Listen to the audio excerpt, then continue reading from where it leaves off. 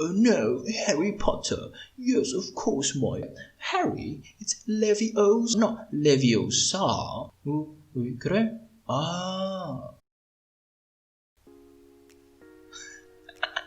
Sebelum video ini dimulai, kayak biasa, pencet dulu like-nya. Kali ini nggak gue marah-marahin deh, kali ini gue nggak usah teriak-teriak kayak ayo like videonya, ayo. Ih, freak banget. Ya, selamat datang kembali semuanya ke Pilus. Yeay, Pilus lagi. Gua tahu lu semua pasti udah nungguin kan. Kapan lagi nih Pilus? Sudah kangen. Kangen banget ya.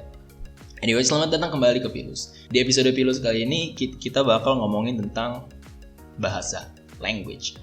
Kenapa? Soalnya kenapa ya? Gak tau kenapa. Soalnya gue seneng aja ngomongin ini. Gak tau kenapa tiba-tiba gue dapet feeling aja pengen ngomongin ini. Jadi ya, oke, kita ngobrol aja mumpung gue lagi ada semangat ya. Sebelumnya kayak biasa deh cerita-cerita dulu. Dulu akhir-akhir SMA, kelas 3 SMA kalau nggak salah, gue tiba-tiba ada sudden crush, tiba-tiba ada jatuh cinta, entah kenapa gitu ya, ke yang namanya bahasa, language, bahasa in general ya, bukan bahasa spesifik. Sampai bahkan gue sempat ngomong ke bapak gue tertarik mau ngambil linguistik. Itu saking gue senengnya banget sama bahasa. Sampai sekarang juga masih gitu sih sebenarnya. Tapi kenapa nih ya gue seneng banget ngomongin bahasa ya? Soalnya bahasa itu menarik banget, man. Language menarik banget. Gimana cara kita ngobrol satu sama lain, gimana kita sama orang lain converse, saling berbincang, berbagi pikiran, itu keren banget kalau lu pikir-pikir ya. Jangan klik away dulu, dengerin dulu. Nih, kenapa gue seneng banget ngomongin bahasa? Soalnya kalau lu pikirin bener-bener ya, kalau lu bedah lagi ya, manusia itu kan kita makhluk sosial. Kita makhluk sosial, makhluk yang harus terus berinteraksi dengan manusia lain. Kita harus terus berbagi pikiran. Kita nggak bisa mengerti manusia lain secara telepathically gitu ya. Kita nggak bisa memahami pikiran manusia lain. Oleh karena itu kita harus menggunakan satu alat untuk gimana cara nih gue tahu apa yang lu maksud dan lu tahu apa yang gue maksud. Lu tahu apa yang gue pengen dan gue juga tahu apa yang lu pengen gitu. Caranya gimana? Akhirnya kita menciptakan yang namanya bahasa, suatu alat yang kita gunakan untuk memahami orang lain. Jadi ketika lu berusaha belajar bahasa baru ya, berusaha memahami suatu bahasa baru, lu tuh lagi mempelajari, memahami cara memahami orang.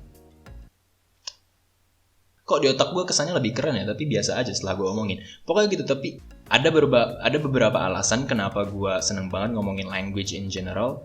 Salah satunya adalah gue seneng banget kompleksitas di dalamnya.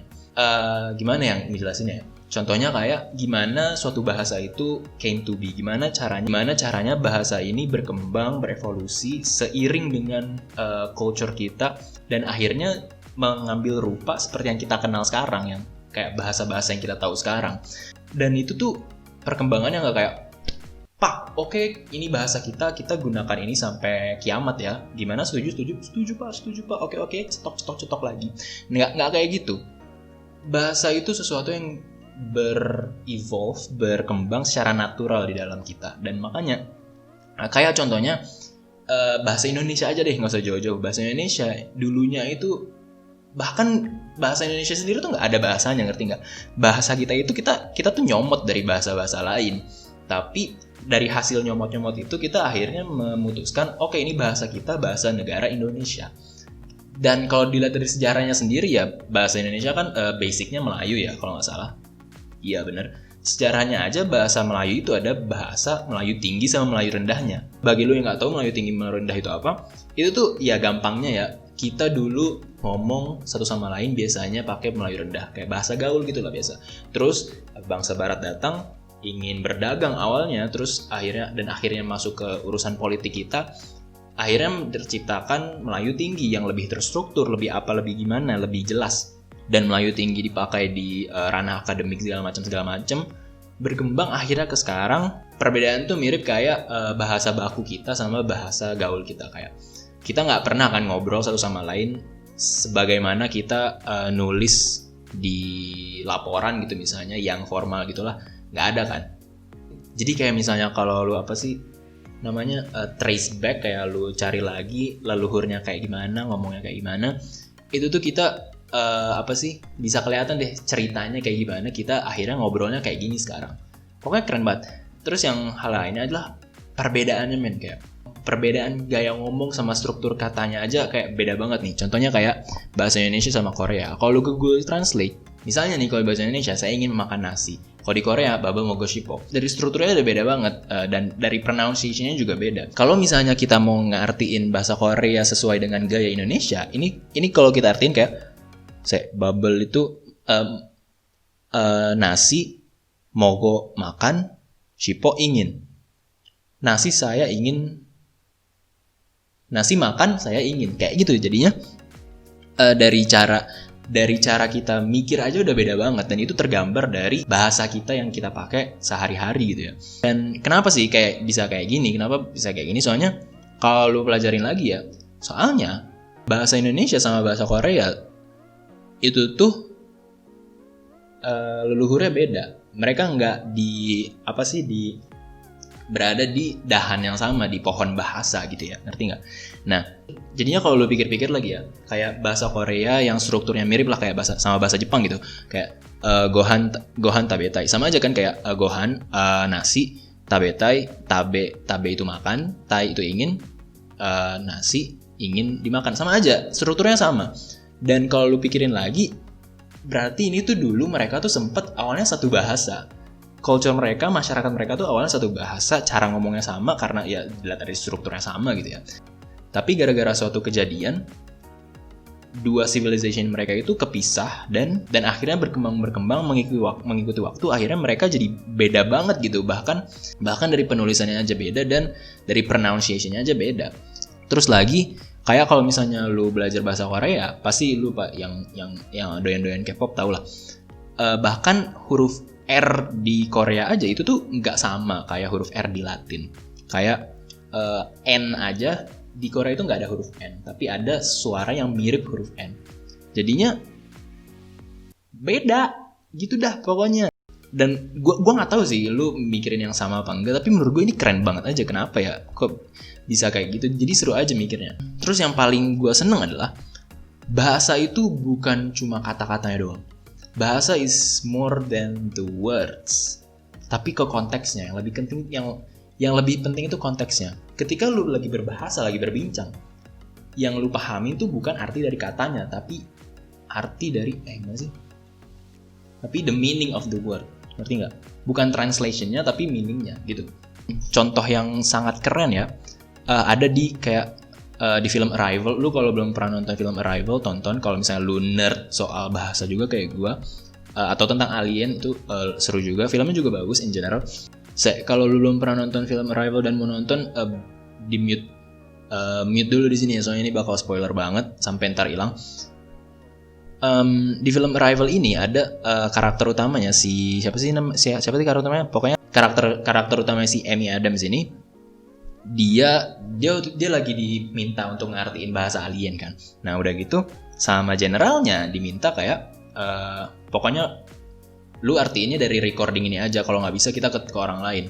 Terus Amy Adams ngomong kayak, ya udah lu kalau mau sana silakan, tapi tanya dulu apa bahasa Sanskertanya perang. What is the Sanskrit for war, kayak gitu. Terus generalnya udah ketemu orangnya dan dia balik ke Amy Adams, dia ngomong kayak Gavishti, an argument he said.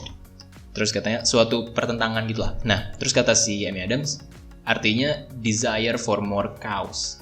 Ini terlepas dari apa yang filmnya bilang itu benar apa enggak ya, kayak. Soalnya Gavishti emang artinya emang perang gitu. Cuman tapi bisa juga dibedah jadi desire for more cows.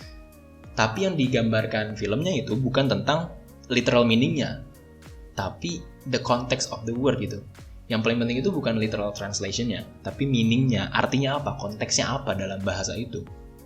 Ketika lu pakai bahasa perang, itu tuh dalam konteks apa? Apakah konteksnya sama dengan arti perang in general atau beda lagi? Ketika gue lagi belajar bahasa Korea waktu itu, terus ada tutor yang ngomong kayak, bahasa Korea itu bahasa yang sangat kontekstual. Satu kata itu bisa artinya nggak sama kayak yang lain tergantung konteksnya. Terus gue mikir lagi, bahasa Indonesia juga agak kayak gitu nggak sih? Sama aja kayak orang luar negeri yang belajar bahasa Indonesia, terus pas mereka kesini, bahasanya jauh banget dan kayak nggak kepake gitu yang mereka pelajari. Kenapa? Soalnya bahasa Indonesia yang kita pakai sehari-hari itu sangat konseptual. Kayak misalnya contohnya, di pelajarannya kayak, aku ingin makan mie. Apa kamu mau makan mie juga? Kan itu kan mereka biasa belajar gitu. Tapi ketika orang Indonesia ngomong satu sama lain itu kita nggak ngomong kayak gitu kan. Kita ngomongnya biasa kayak coy, mie nggak? Terus ayo mie. Atau bahkan kayak coy, mie. Terus balasnya kayak ya. Dan itu jauh banget dari yang dipelajarin kan. Dan kenapa? Karena ya bahasa itu bukan kata-katanya. Bahasa itu is the culture itself gitu ya. Bahasa itu bukan hanya apa yang dikeluarkan dari mulut, tapi di gerakan badan lah, body language lah, terus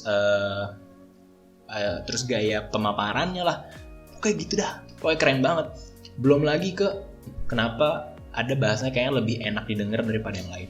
Gue baru sadar kemarin ya, kayak bahasa-bahasa yang menurut gue enak didengar itu bahasa yang intonasinya itu banyak, kayak enunciation-nya itu enak didengar gitu, kayak nadanya tuh naik turun, kayak misalnya British accent kayak oh no, Harry Potter, yes of course boy, Harry, it's Leviosa, not Leviosa. Sama kayak bahasa Korea kayak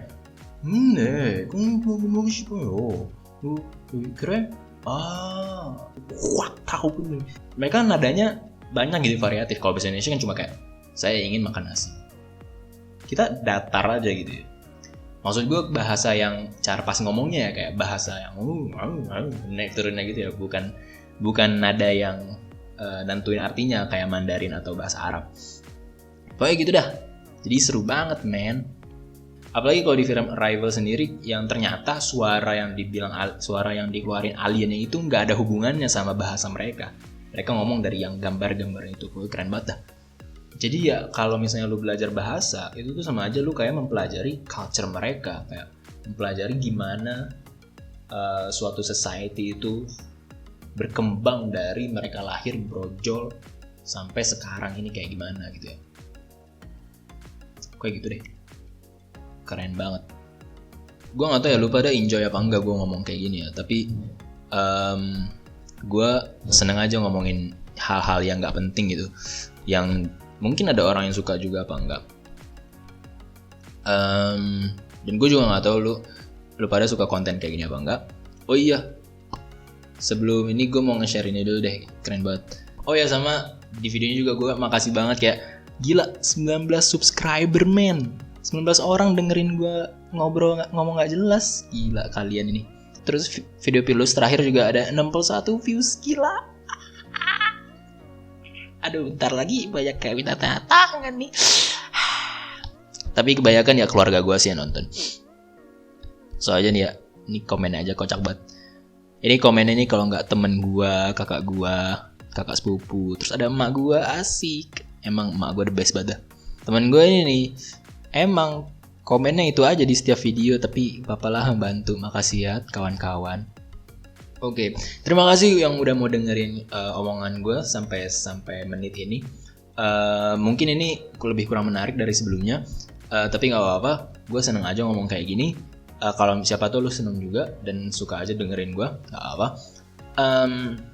Terima kasih yang udah mau nonton. Sekali lagi, stay safe everyone. Kalau misalnya lu belum subscribe aja, nggak ada bedanya juga kan. Terus like juga videonya ya, nggak ngaruh juga kan lu like apa enggak. Ya baik-baik dikit lah. Klik.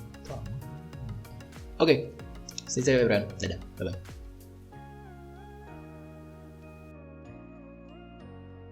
Tapi kalau nggak lu like dan mau gini aja di depan layar, itu gue udah appreciate kok. Bye-bye.